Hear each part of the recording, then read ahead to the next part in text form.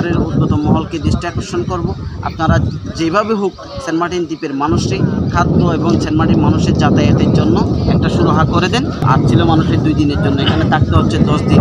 Saint Martin থেকে টেকনাফ থেকে Saint মার্টিনে কোনো পণ্য যাইতে পারতেছে না এবং যাত্রী যাইতে পারতেছে না, মানুষের কাজে এসে বেঁচে গেছে।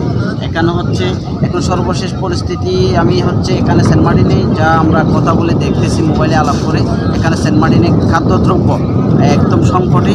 আপনার হচ্ছে কাঁচা তরকারি বলতে আপনার শুকনা খাবার একদম পুড়িয়ে শেষের দিকে। এখন হচ্ছে এরকম যদি থাকলে সেন্ট মার্টিনের মানুষ অনাহারে দিন যাপন করতে হবে।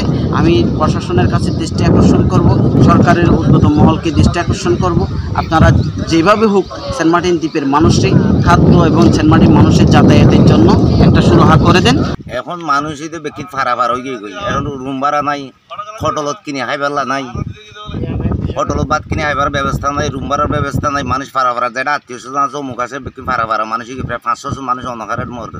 আর যাই পাইলে খুব ভালো হইব, শুই দেবো, আর কোনো ব্যবস্থা করি, কোনো গাড়ত তুইলে কোনো ব্যবস্থা করে সেন্ট মার্টিন পাঠাইলে আর অনেক ভালো হইব। এটা চুরাই বেলা ছিলাম ব্যাংকের মাঝে কেউ উঠে না ভাই, তারপর আছে 5 দিন আছে অল্প বেতন পাইলে আমার কেয়ার চুরি করি।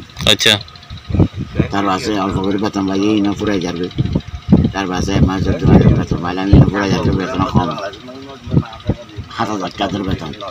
তো এখন জানুয়ারি দেয় 8-9 দিনে যায় আছি যে চাপ করে ফুরাই গিয়ে জানুয়ারি ফোন যাই যে কুমড়ার দিয়ে। তারপর আছে আমি তো কী করি আছো আয়নের বুলকর আগে ভাড়া দিয়ে নিব বুলকর খনিকর দেখা নাই জানুয়ারি একালো তোমার ওই দিয়ে চাপ দিয়ে মাঝে